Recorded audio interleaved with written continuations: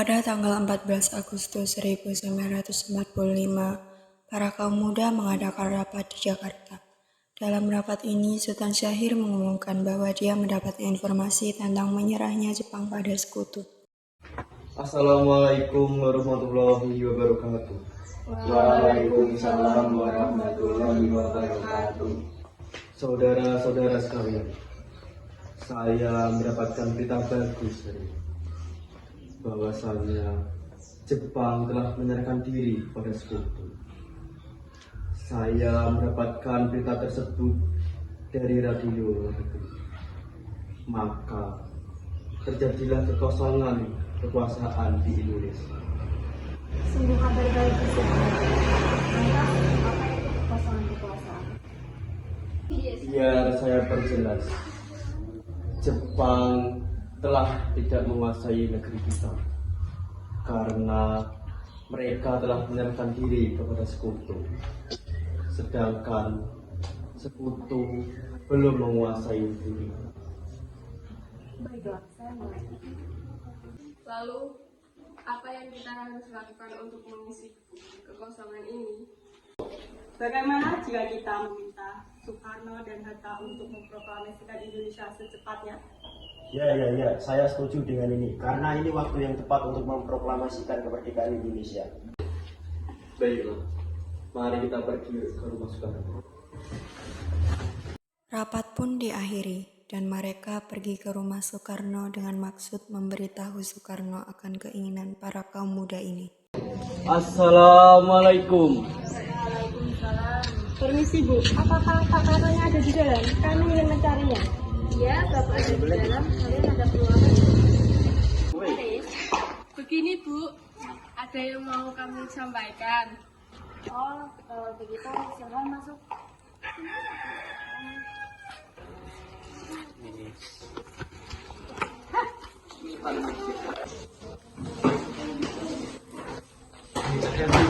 Saya dengar ada yang ingin kalian bicarakan, perihal apa itu?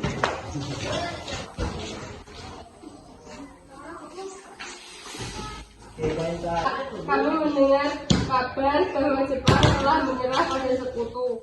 Jadi, otomatis terjadi kekosongan kekuasaan di Indonesia. Benarkah? Ya, itu benar. Maka dari itu kami ingin segera dilaksanakannya proklamasi kemerdekaan Indonesia. Secepatnya, bukankah kita harus merundingkan ini dengan PPKI? Tidak bisa, karena ini waktu yang tepat untuk memproklamasikan Indonesia. Apa kalian tak memikirkan bahayanya? Jepang bisa saja menyerang kita. Justru itu, kita tidak boleh menyanyiakan kesempatan ini karena Jepang tidak lagi berkuasa di Indonesia. Baiklah, kita nanti bicarakan dengan anggota PPKI. Saya harap Bapak tidak melakukan rapat tersebut karena saya takut Jepang akan mengetahui rencana kita dan mengalami merdeka Indonesia. Tapi PPKI merupakan satu-satunya cara untuk memerdekakan bangsa kita. Wah, ada apa ini? Kami ingin proklamasi Indonesia cepat dilaksanakan, tetapi kami tidak ingin merdeka oleh Jepang. Apa tidak harus dipertimbangkan dulu secara matang-matang? Tidak ada waktu lagi sebelum bangsa lain dijajah kita. Kami akan membicarakan hal ini. Kalian datang lagi besok.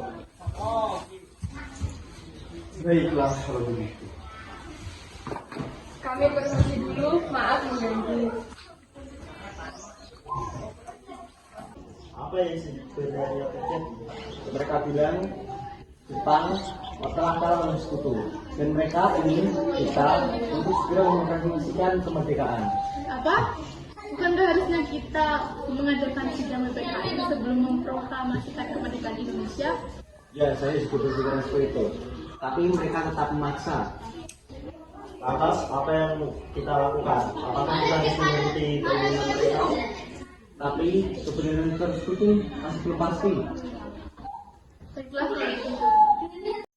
Pada malam harinya, pukul 12 menjelang 16 Agustus 1945, para kaum muda kembali mengadakan rapat di Cikini dan merencanakan untuk mengasingkan Soekarno dengan Muhammad Hatta.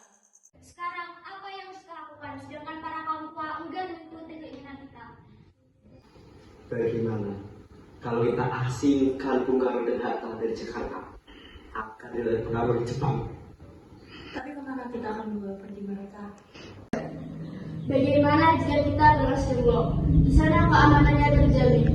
Iya, bagus. Saya setuju dengan itu. Para kaum muda lalu pergi ke rumah Soekarno untuk mengajaknya dan Muhammad Hatta ke Rengas Dengklok. Assalamualaikum. Waalaikumsalam. Kalian sedang mencari Kamas ya? Oh iya Bu, kebetulan sekali. Wah, ada apa ini? Mengapa kalian tengah malam begini datang susah-susah kemari? Ada hal yang penting ingin bicarakan. Maaf mengganggu waktu kalian. Kedatangan kami di sini untuk membawa Anda berdua pergi ke luar kota. Memangnya kemana? Terawang. Sebentar ya, saya akan berpamitan dulu kepada Ibu. Bu, Iya. saya ingin pergi keluar kota, Bu. Bolehkah saya ikut? Saya akhir-akhir ini merasakan ada yang akan terjadi gak enak tentang Kamas. Baiklah. Maaf, apakah sudah selesai? Kita harus cepat pergi. Baiklah, mari. Mereka pun pergi ke Rengas Dengklok. Mereka tiba di sebuah rumah. Di sana, Bung Karno dan Muhammad Hatta terus didesak dengan cara kasar. Mereka didesak oleh kaum muda untuk segera memproklamasikan kemerdekaan Indonesia. Tunggu apa lagi Bu? Ini waktu yang tepat untuk memproklamasikan kemerdekaan Indonesia. Maaf, tidak bisa. Tidak bisa bagaimana? Tunggu sampai kapan lagi kita untuk merdeka? Kalian ini apa-apaan? Gak ada cara yang serius. Dengar Bu, kami hanya ingin Indonesia merdeka. Iya, saya tahu. Memang kalian nggak bisa merugikan secara tenang dan sabar. Percayalah, jika emosi yang kalian andalkan, ini semua tidak akan berhasil. Akhirnya, Fatmawati berhasil membujuk kaum muda untuk menyelesaikannya secara baik-baik. Di sisi lain, Ahmad Subarjo yang telah mengetahui keadaan dan keberadaan Soekarno, Muhammad Hatta, dan Fatmawati untuk menyelamatkan mereka bersama Sayuti Melik. Hai kalian, sudahlah. Tak sepantasnya kalian menahan tokoh nasionalis kita. Bagaimana jika kita rundingkan secara baik-baik? Baiklah. Jadi bagaimana, Bu? Baiklah, saya akan memproklamasikan kemerdekaan. Bagus. Tapi sekarang gimana kita buat tes proklamasi? Bagaimana jika di rumah Laksana Maeda? Dia teman baik saya. Dia dari Jepang dan dia juga mendukung kita untuk kemerdekaan Indonesia. Ya, saya dengar dia juga perwira yang tinggi. Jadi keamanannya bisa terjamin dan tempatnya yang strategis. Ya sudah, mari kita ke sana. Mereka semua lalu pergi kembali ke Jakarta dan pergi ke rumah Laksana Maeda. Ada apa teman-teman datang kemari? Apakah ada masalah? Maaf, kedatangan kami jika mengganggu waktu istirahat Tuan. Maksud kami kedatangan ke sini untuk menanyakan apakah kabar Jepang menyerah kepada sekutu sebenar. Tuan, para kaum muda terus mendesak untuk segera memproklamasikan kemerdekaan Indonesia. Bagaimana pendapat Tuan? Ya, memang ini waktu yang sangat bagus. Begini, jika diperbolehkan, kami akan meminjam rumah Tuan. Boleh, memang untuk apa? Rencananya, kami ingin membuat teks proklamasi. Mari kita buat teks proklamasi di ruang makan. Tapi rasanya terlalu banyak orang membuat teks proklamasi. Ya, sepertinya Bung Karno, Bung Hatta, dan Ahmad Subarjo pun cukup untuk membuat naskah proklamasi. Baiklah, kami akan menunggu di sini.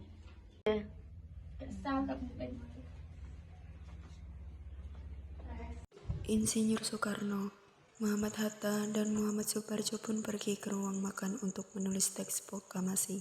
Sedangkan yang lainnya menunggu mereka selesai. Nah, sekarang naskah proklamasi sudah jadi. Tapi di mana kita akan membacakannya? Tantangan juga ada. Jangan, di situ tidak aman. Maaf, boleh mengusulkan bagaimana jika di rumah saya? Ya, itu bagus. Ya, saya juga setuju. Ya, di situ juga boleh, di situ aman. Ya udah, mari kita ke sana.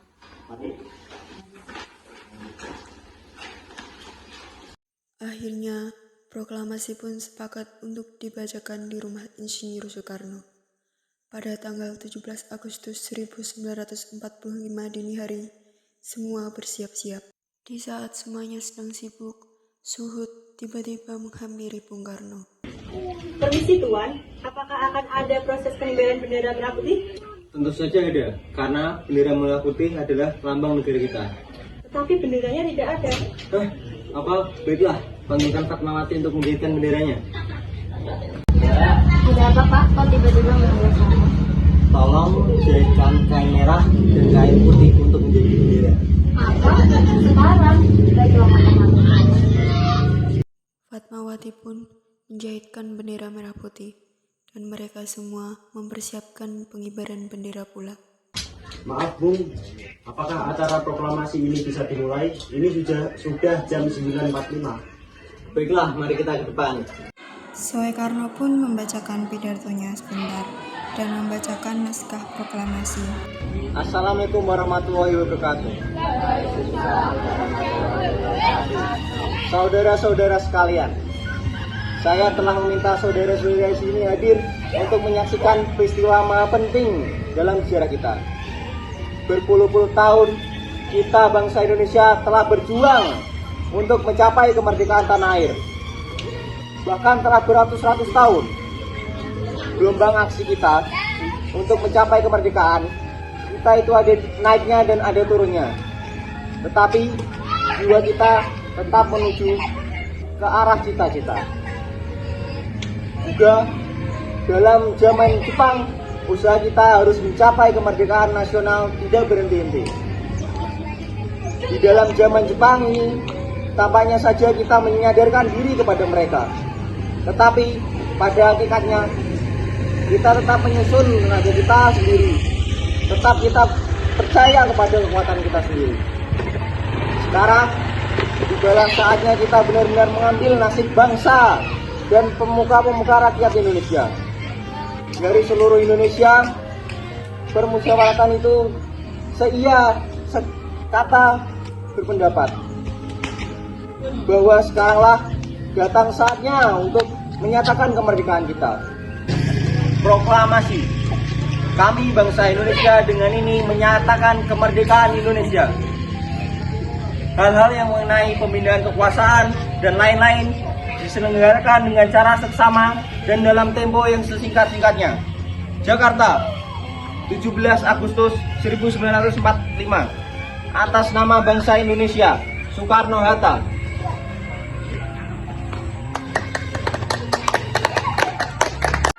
Proklamasi. Kami, bangsa Indonesia, dengan ini menyatakan kemerdekaan Indonesia. Hal-hal yang mengenai pemindahan kekuasaan dan lain-lain diselenggarakan dengan ありがとうだってばよ。